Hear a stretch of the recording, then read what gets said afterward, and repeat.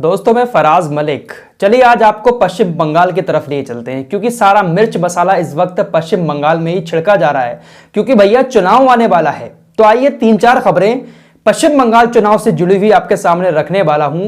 ध्यान से सुनिएगा, आखिर तक सुनिएगा। आखिर में सारी खबरों पर अपनी राय भी कमेंट बॉक्स में देकर जाइएगा। तो चलिए पहली खबर की तरफ चलते हैं।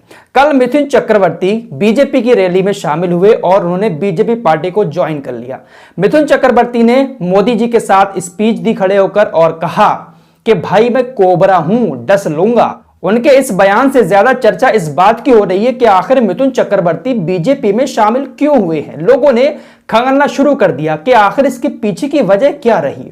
लोगों ने कुछ न्यूज आर्टिकल शेयर किए सोशल मीडिया पर और कहा कि मिथुन चक्रवर्ती के बेटे के ऊपर एक रेप का केस चल रहा है, एक मर्डर का केस चल रहा है। तो अपने बेटे को बचाने के लिए उन्होंने बीजेपी की शरण ली है। सोशल मीडिया पर इस तरीके की बातें की जाने लगी कि अपने बेटे को बचाने के लिए, बलात्कारी बेटे को बचाने के लिए मिथुन चक्रवर्ती बीजेपी में शामिल हुए हैं। दूसरी खबर भी कल ही आई। कल पश्चिम बंगाल के अंदर एक बॉम्ब ब्लास्ट हुआ। एक ऐसा बॉम्ब ब्लास्ट हुआ जिसमें एक आदमी की मौत हो गई, 5 लोग घायल हो गए। इस बॉम्ब ब्लास्ट के बाद भी राजनीति शुरू हो गई। टीएमसी के गुंडे ये करवा रहे हैं, ऐसा कहना था बीजेपी का। और टीएमसी की तरफ से आरोप ये लगाया, कहते बीजेपी अपने ही लोगों से इस तरीके का बॉम्ब ब्लास्ट करवा रही है। तो फिलहाल एक दूसरे के ऊपर आरोप प्रत्यारोप लगाए जाने लगे, टीएमसी की तरफ से भी, जो ममता बनर्जी की पार्टी है, और बीजेपी पार्टी वालों की तरफ से भी। लेकिन शाम होते होते पुलिस ने इस बात का खुलासा कर दिया। पुलिस ने कहा कि किसी ने बॉम्ब ब्लास्ट नहीं किया था, ना ही टीएमसी की तरफ से हुआ था, ना ही किसी बीजेपी पार्टी की तरफ से हुआ था। ये लोग बॉम्ब बना रहे थे, कथित तौर पर बॉम्ब बना रहे थे, वही बॉम्ब ब्लास्ट हो गया। लेकिन बड़ी बात इसमें यह रही कि जो बॉम्ब बना रहा था वो बीजेपी का कार्यकर्ता था। जिसकी मौत हुई है वो बीजेपी का कार्यकर्ता था, वो बॉम्ब बना रहा था।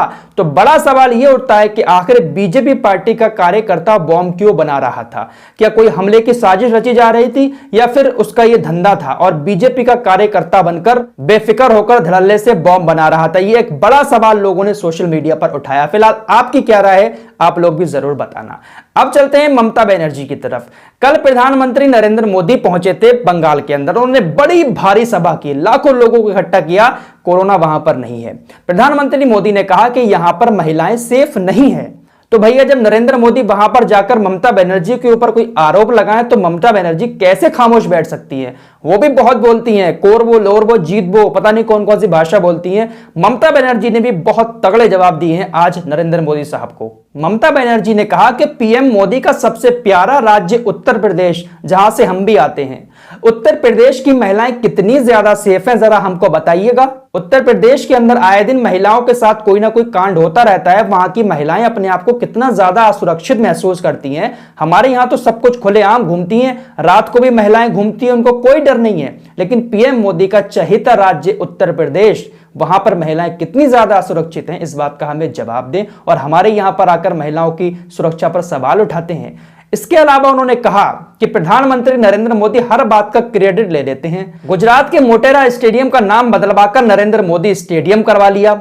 वैक्सीन जो लग रही है उसका प्रमाण पत्र मिल रहा है, जो सर्टिफिकेट कि आपके वैक्सीन लगी है या नहीं लगी है। वैक्सीन लगने के बाद जो सर्टिफिकेट मिल रहा है उसका क्रेडिट भी नरेंद्र मोदी ले रहे हैं और अपनी फोटो उस सर्टिफिकेट पर छपवा दी।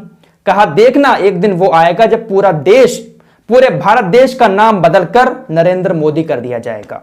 पूरे देश का नाम बदलकर नरेंद्र मोदी कर दिया जाएगा। इस तरीके का तंज उन्होंने प्रधानमंत्री नरेंद्र मोदी के ऊपर कसा कि हर बात का क्रेडिट मोदी अपने ऊपर ही लेते हैं। तो फिलहाल बड़ी भयंकर जुबानी जंग पश्चिम बंगाल के अंदर छिड़ी हुई है। 27 मार्च को पहले चरण का मतदान होना है, लेकिन भाई उससे पहले कौन किसके ऊपर क्या आरोप लगा रहा है कुछ समझ ही नहीं आ रहा है।